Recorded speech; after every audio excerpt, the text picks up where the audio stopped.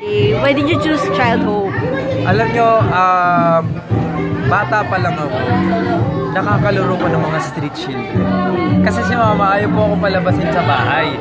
Gusto niya laging mag-aral, laging taong bahay.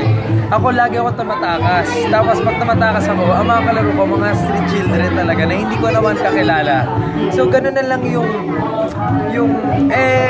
habang kalaro ko sila, iba yung naging childhood ko dahil sa kanila, naging sobrang saya at memorable talaga sa akin. Because of them, hindi ko makakalimutan yung childhood ko.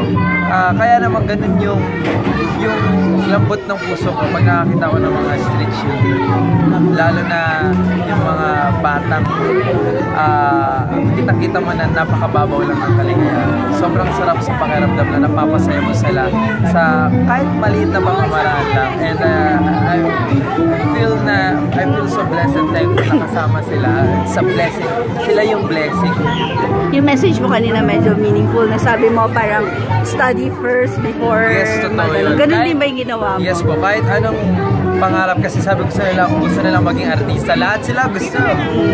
Sabi ko sila bago nyo pa yung maging artista, kailangan muna kailangan mag-aral ng mabuti. Kailangan sumunod sa mga magulang at higit sila at magdasal. Hindi po yung ginawa ko. Napaka-simple lang pero napaka-powerful yung tatlo na yun. At kahit naman anong profession ang gusto mong gawin o kung anong pangarap mo man o goal mo sa buhay, yun yung kailangan talaga, yung tatlo na yun. Pag pinagsama-sama ko yun, of course naman tutupad mo yung pangarap ko. At yun yung sinare ko sa mga bata at naiintindihan naman daw nila at gagawin din daw nila. So paano nyo nire-resolve yun?